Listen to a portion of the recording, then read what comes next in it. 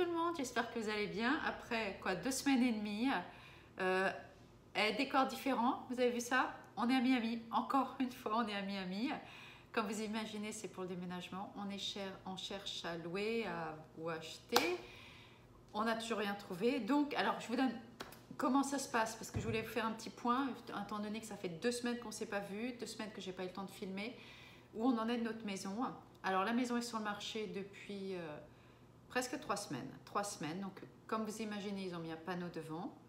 Ils ont publié tout un petit truc sur les sites avec toutes les photos. Et on a eu des visites. Donc en fait, on a pris un contrat d'exclusivité de 6 mois, donc jusqu'à fin décembre. Bien sûr, avant qu'on signe le contrat d'exclusivité, la Realtor nous dit qu'elle a plein de monde. Nancy, oh là là, j'ai déjà une famille qui va sûrement aimer votre maison. Tout plein de monde. Le jour où tu signes ton contrat d'exclusivité, comme a fait exprès, t'as personne. Elle a plus personne, tu vois. Donc, le truc, c'est que d'après ce que je vois, ah, ça me fait tout bizarre de ne pas avoir mon décor et d'être comme ça face. Et j'ai réussi à trouver, entre parenthèses, un petit pied là et je mets dessus comme ça. J'espère que ça ne va pas s'écrouler, c'est pas une bilo pour que je puisse vous parler. Et je me suis dit, il faut vraiment que j'arrive à vous filmer, ça fait trop longtemps. Et en effet, ça me manque, mais là, on est tellement près avec le déménagement. Bon, petite parenthèse.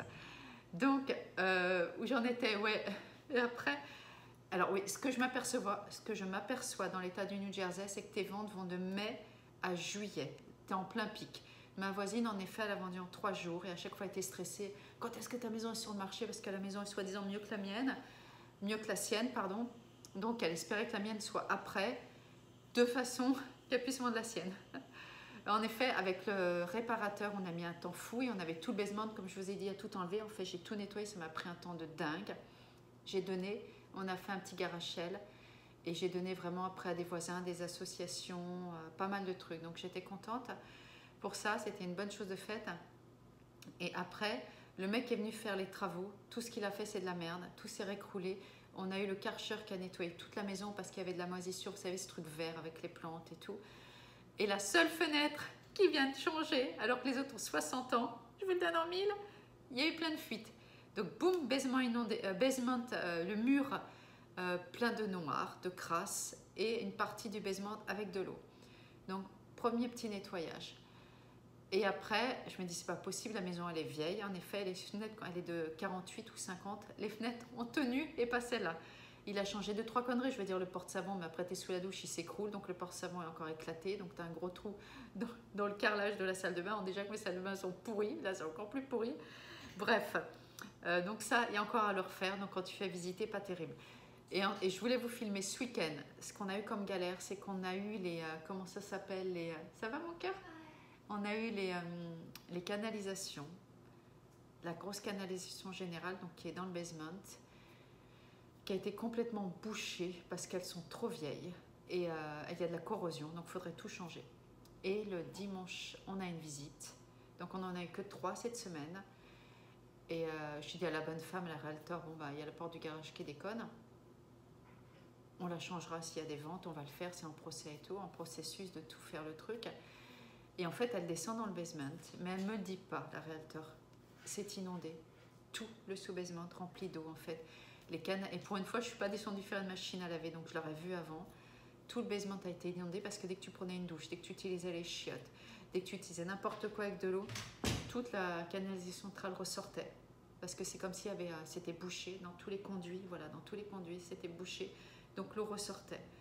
Donc là, on s'est dit, putain, on peut plus rien utiliser. Donc l'agence immobilière qui voit ça, qui n'est pas la nôtre, ne dit rien et se barre.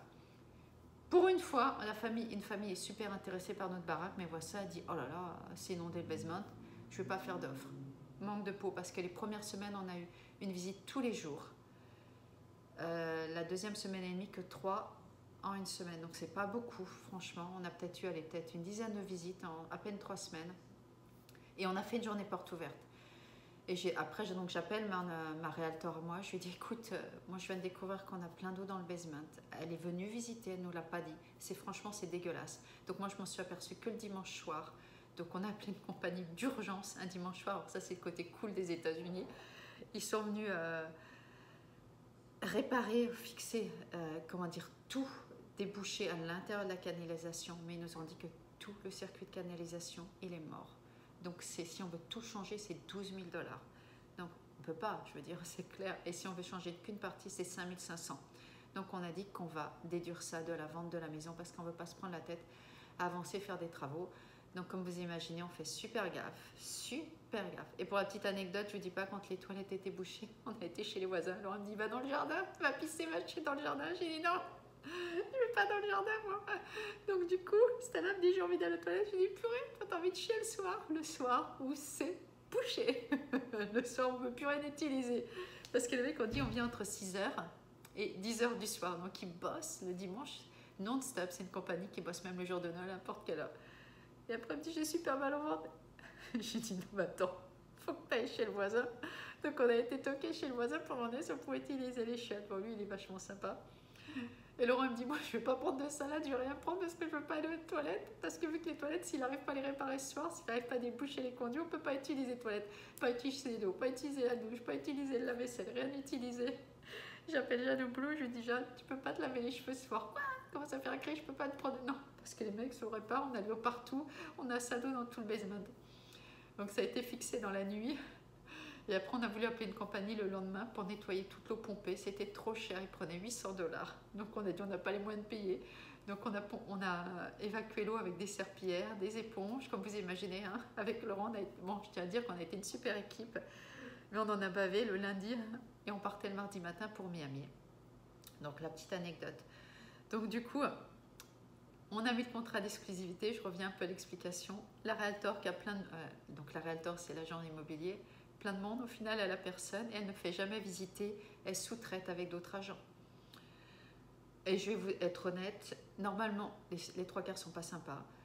Normalement, quand il y a... Alors aux États-Unis, je ne sais pas si c'est comme ça en France, quand tu vends ta maison, que tu la loues, tu ne dois pas être dans la maison. Donc nous, la première fois, on l'a fait, mais les gens, comme je vous avais dit dans une des vidéos précédentes, ils ont tout touché là, tac, tac, tac. Ils ont déréglé toute la clim, toutes les merdes, ça m'a un peu fait chier. Moi, je lui ai dit, écoute, je suis désolée, je ne vais pas sortir à chaque fois. Alors Laurent, il sort, je dis, moi, je ne laisse pas les gens chez moi. J'ai vu comment ça se passait la première fois. Les gens ne sont pas respectueux, ils rentrent chez toi. Moi, je suis désolée, t'enlèves tes pompes ou tu mets les plastiques, sinon tu rentres pas, c'est moi qui vais me faire chier à nettoyer. Même si après, tu vas vendre la maison. Il y a un minimum, après, ils nous font des trucs du Covid, du trac, et il y a je sais pas, il y a un minimum de respect. Les trois quarts des gens qui viennent sont irrespectueux. Ils touchent à tout. Je sais pas, moi, quand tu as acheté la maison, la première fois, on fait le tour, on regarde. Mais je ne vais pas me permettre, ils ont enlevé tout le truc du basement, de l'attique, avec l'échelle. Bon, je ne veux pas être vache, le type était vraiment énorme. Et énorme, je me suis dit, putain. Et là, je suis montée, j'ai dit, non, non, non, non. Je me suis dit, s'il monte sur l'escalier, qu'elle prend le ballon, la personne fait au moins 150 kilos. Si elle tombe, qu'elle a un accident, c'est sur nous, on est responsable. Donc là, j'ai appelé mon agence, j'ai dit, écoute, ils veulent tous monter dans l'attique. Ils viennent visiter une première fois. Pourquoi? Ils ouvrent toutes les portes. Pourquoi ils s'excitent sur la porte de garage? J'ai dit, elle voit bien qu'elle est pétée, je viens de te le dire, la porte de garage, elle est pétée. Qu'est-ce que t'excites? Elle dit, elle ne monte pas, elle descend. Bah, bien sûr, je viens de te le dire, couillon, qu'elle est pétée, qu'on va te la fixer, mais qu'on attend le réparateur et qu'on est en plein été, que c'est une galère. Mais c'est bon. Et elle commence après, on parlait en moitié en espagnol, leur dire, ça va nous coûter cher, maintenant tu vas acheter une maison à 500 000, qu'est-ce que tu en as à faire? 2000, on va te les déduire. Donc j'ai dit à la Realtor, moi je reste dans la maison parce que c'est le bordel. Ils montent dans l'attique. Il y en a qui, donc comme je disais, il y en a qui se pètent la gueule. Donc du coup, je l'appelais, elle m'a dit, non, non, mais ils n'ont pas le droit de monter dans l'attique le premier jour, la première fois. Je lui ai dit, donc attends, pourquoi les Realtors qui viennent à la maison ne leur disent pas, arrêtez de monter dans l'attique, je ne sais pas, t'es chez les gens, tu ouvres tous les placards, au moins tu demandes, quoi, est-ce que ça ne vous dérange pas, tu ouvres un minimum de politesse, quoi. Franchement, des gros bourrins. Les trois quarts ne sont pas polis. Ils regardent, boum, et je te balance les portes. Je dis, attends, ça va, quoi. Franchement, moi j'ai dit, je suis désolée, je reste. Je leur dis, si vous avez une question, vous me la posez. Les trois quarts disent à peine bonjour, à peine au revoir. Ils font comme s'ils te regardent, comme s'ils ne te connaissent pas, quoi. Comme si, genre, tu sais, il y a un tabou, quoi. C'est un peu très étrange. Après, j'ai discuté quand même avec quelques couples très sympas, paradoxalement qui n'étaient pas américains. Les trois quarts des gens qui ont visité, qui ont été très sympas, ils étaient tous forains, tous des étrangers comme nous. Les Américains, ils sont by the book. Oh, genre, tu dois pas être là, tu es là, je te dis à peine bonjour, même si c'est ta baraque, on s'en fout. Genre, voyez, on est déjà en terrain conquis. Moi, ça me plaît pas, cette façon de faire. Donc, en effet, on a envie de vendre, on a envie de partir. Mais non, franchement, c'est un peu bizarre. Donc, voilà, c'est un peu la méthode ici qu'ils font pour vendre. Donc, on n'a toujours pas d'offre. On n'a toujours pas de demande. Et on a passé le rush des pics de vente. Donc, on va redémarrer en septembre où on est. on va pas se stresser, franchement, on va pas se prendre la tête. On a envie de vendre parce qu'on veut quelque chose de plus petit et de plus moderne. Moi, les vieilles maisons, je trouve que c'est très beau, mais j'en ai marre. J'ai toujours eu l'habitude des maisons modernes, pas avec autant de boulot, autant de ménage. Et on veut, franchement, moi j'en ai marre quoi, de ce truc, même si la maison est belle. Donc on a dit qu'on n'allait pas se stresser, on est comme venu à Miami assez tard, pensant qu'on aurait une offre et qu'on aurait pu regarder ici. On va commencer à regarder, on n'a que samedi des visites, très peu parce que personne ne veut nous faire visiter étant donné que notre maison n'est pas vendue ou qu'il n'y a pas de proposition de vente. Et aussi la petite parenthèse, quand s'il y a quelqu'un qui vient qui me dit ok, je te l'achète 500 000, donc il y a la banque qui l'estime à un certain prix. Et ce prix est estimé par rapport aux maisons autour, comme je vous avais dit en prochaine vidéo. Après, tu attends 45 jours entre le moment où il te dit je vais l'acheter et le moment pour savoir s'il peut avoir son crédit et si tout est bien dans son côté avec sa banque, avec ses revenus. Donc pendant 45 jours, tu enlèves ta maison du marché et ça se trouve au bout du 45e jour, le mec le sait, mais tu attends quand même, il espère, il s'aperçoit qu'il ne peut pas obtenir le crédit qu'il faut et donc, boum, tu repars, ressortir ta maison et la remettre sur le marché. Donc tu as perdu 45 jours. Donc il y a quand même toute une procédure de 45 jours.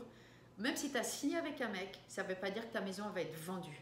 Il faut se procéder de 45 jours pour qu'après, que tout soit mis dans les papiers et que son crédit soit approuvé. Donc, du coup, nous, on pensait qu'on aurait quand même une offre et qu'on aurait un petit truc. Donc, les 3/4 des réalisateurs ici ont dit, écoute, je vais te faire visiter, mais tout ce que tu vas voir, ça va être pris le lendemain. Ici, par contre, en Floride, toujours 18, 20, 30 personnes sur une offre. Et les gens rebipent par-dessus, remettent du cash. Donc là, nous, on a décidé que même si on achetait, on n'ira jamais au-dessus du budget qu'on s'était dit.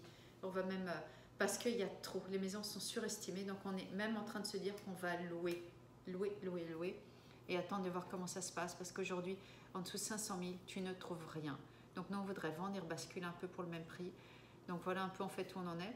Donc du coup, c'est-à-dire pas grand-chose au final, mais je voulais quand même faire un petit coucou. Pas grand-chose parce qu'on a quand même... Bon, le truc positif, c'est qu'on a quand même tout rangé dans la baraque. Bon, là, elle n'est pas super nettoyée parce que vous imaginez avec les inondations, les va-et-vient, les trucs, les bordels. Et on est parti le mardi matin, mais super peu à 6 h du mat. J'ai pas eu le temps de vraiment tout nettoyer. Mais là-dessus, Jade a été sympa, m'a un peu aidée. Donc franchement, on n'est pas stressé.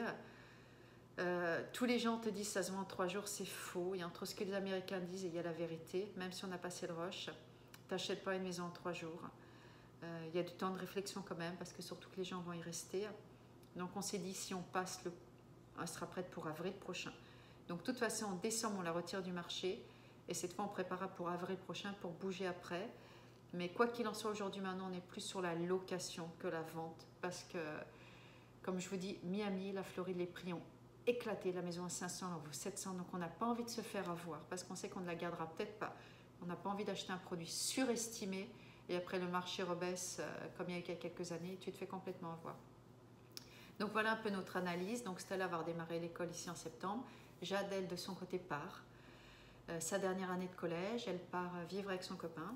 Donc voilà quoi, elle quitte. Même si on reste ici, elle s'en va, elle a envie d'aller emménager avec. Bon, moi je trouve que c'est un peu trop jeune à 20 ans, mais bon, chacun sa façon de faire, c'est ce qu'elle a envie. Donc Inch'Allah, hein, si ça sera bien, si ça se passera bien, on verra. Hein. Mais voilà, quoi, je voulais vous faire un petit coucou. Je vais essayer de vous le filmer. J'ai filmé quelques petites stories sur Insta, donc vous pouvez les voir. La mer, les trucs. Bon, et la Floride, ça reste quand même toujours aussi beau. Après, c'est clair, moi, les buildings, c'est pas mon truc. Et ce que je disais, Stella me disait, tu aimes les villes? Alors, je vais rectifier, oui. J'aime la ville de New York et j'aime la ville de Paris. Et après, j'ai aimé la ville de Cuba, mais je n'irai pas, je n'y vivrai pas. Mais je n'aime pas toutes les villes et les grands buildings et les grandes tours. Là, on est au 11e étage, ce n'est pas mon truc. Donc oui, certaines villes, New York, il n'y a pas de problème parce qu'il y a moins de tours, il y a des immeubles à caractère avec une architecture, avec du charme. Là, c'est des buildings, c'est des cages à poules. Moi, je n'aime pas. Même si tu as un peu la côté vue sur mer, c'est pas du tout mon truc. Avec ce qu'on voit maintenant, qu'il y a un immeuble qui s'est écroulé, on flippe.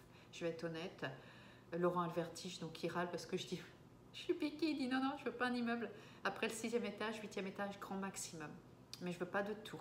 Et lui, il s'est à peine mis sur le balcon parce qu'il a vraiment découvert qu'il avait un vertige. Alors il dit attends, me charrie pas, moi je veux pas de tour, mais toi tu as le vertige. Donc du coup, un peu voilà où on en est. Donc je vous filme cette semaine parce que ça m'a manqué.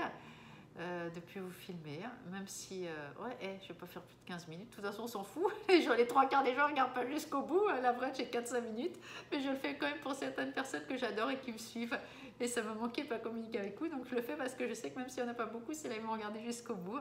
Donc je vais vous dire un petit peu où on en était, entre notre inondation, nos visites qui amènent à rien, notre handyman qui a tout réparé, qui ça s'est tout cassé. Après, donc malgré tout ça, bah, franchement, je garde le sourire parce que comme dit Laurent, pouf. Et mon ami, ma copine me dit, attends, t'as un couple qui est intéressé le jour même, il y a une inondation. On était mort de rire, on me dit, c'est un signe. Je lui dis, mais c'est un signe de quoi? Elle me dit, mais tu dois peut-être pas partir, au final, tu dois rester ici. Non mais ça c'était le petit gars quoi, le couple hyper intéressé, j'adore votre maison. Bon ok, les salles de bain sont vieilles mais la maison est vraiment sympa, bien entretenue. Ils descendent dans le basement, inondation. Le même jour, Laurent me dit mais c'est pas possible, il y a un fantôme ou il y a un truc, on se demande ce qui va se passer. La prochaine fois qu'il y a un couple qui est intéressé, ça va être le toit qui va s'écrouler. Donc je préfère en rire parce que franchement, dans le dernier mois on en a eu des galères. On trouve l'handyman, il fait que des merdes. Le mec du Karcher qui vient, qu'on essaie de payer moins cher qu'on connaît, il nous a pété plein de trucs dehors parce que je vous ai pas dit, il a foutu son Karcher, il a pété des trucs dans les murs. Donc il a, ah non mais, et on n'a même pas tout fini de fixer. L'autre il ouvre la porte, il nous la pète. Donc on vaut mieux garder le sourire. Donc du coup, voilà les petites anecdotes où on en est. Mais malgré ça, tout va bien, on est en bonne santé. Donc on ne sait pas si on va réussir à déménager. Mais moi j'ai dit alors écoute, c'est des vacances ici. Il m'a dit non, c'est pour visiter. Je lui ai dit écoute, on ne va pas visiter. Hein. On n'a pas de vente, on n'a pas de locataire, on n'a rien. Donc moi je prends Miami, comme Vasta la Vista. Je dis je vais faire la belle sur la plage et on reviendra une 5e fois si on vend. Donc ça va être les aventures. Je dis c'est pas si simple. Donc ceux qui rêvent de l'expatriation, avec nous vous allez voir qu'au final, acheter une maison, vendre une maison et faire tous les trucs, les petits travaux, il y a quand même des péripéties, mais bon, franchement, on garde le sourire parce qu'on n'a pas le Covid, qu'on va bien, et qu'on est dans l'état où tout est retouché, ils referment tout. Ils referment tout, ils remettent tous les masques partout parce qu'il y a plein de variants. Donc vu qu'on est vacciné, donc du coup, franchement, il vaut mieux garder le sourire. Bon, je vous filme cette semaine. J'espère que ça va importer parce qu'entre parenthèses, l'Internet ici, vu qu'on est 150 millions dans le même immeuble, il marche super mal. Donc, j'espère que j'arriverai à bien apporter le vlog pour que vous l'ayez demain matin. Donc voilà, le petit face caméra, je vais vous en refaire d'autres, ne vous inquiétez pas. Et puis, il y a toujours des magasins, franchement, entre nous, vachement sympas, mais c'est hors de prix. Mais sinon, on bouffe bien, il fait beau, il y a la mer, mais le reste, franchement, c'est un peu cher. Donc, du coup, et les magasins de bouffe dégueulasses, hein, je tiens à dire, les 3/4 sont pas terribles. Donc, je vous referai des petites visites dans les magasins. Je vous embrasse, ça fait 18 minutes. Et puis, c'est assez. Hein. Mais bon, comme ça fait longtemps qu'on ne m'a pas vu, c'est bon. Hein. On peut faire un peu plus long. Je vous dis à bientôt, bisous à tout le monde. Et puis, je vous refilme cette semaine et je vais vous remontrer un peu la petite plage et nos petites visites. Et puis, fêter mon anniversaire ici, même si je n'ai pas trop envie de le fêter parce que j'ai 50 balais, ça fait chier. Donc, voilà, quoi. Mais je veux comme le faire, ils veulent faire un truc. Donc, voilà, donc je vous montrerai ça. On a un super petit endroit pour un brunch hyper mignon, salon de thé, donc qu'on a vu. Donc, c'est là-bas que j'ai envie d'aller. Donc, je vous dis tous à bientôt. Et bye. N'hésitez pas, vous connaissez le truc, hein, vous abonner, liker. Alors, normalement, je devrais le faire en début de vidéo. Comme ça, il y aurait plus de personnes qui likent, qui s'abonnent parce qu'ils ne regardent jamais la fin, comme je le disais. Mais tant pis, moi, je le dis à la fin parce que je ne veux pas prendre la tête à tout le monde avec ça. Vous savez, si vous avez envie, vous abonnez. Vous n'avez pas envie, vous abonnez pas. Mais je vous fais un gros bisou. Bye.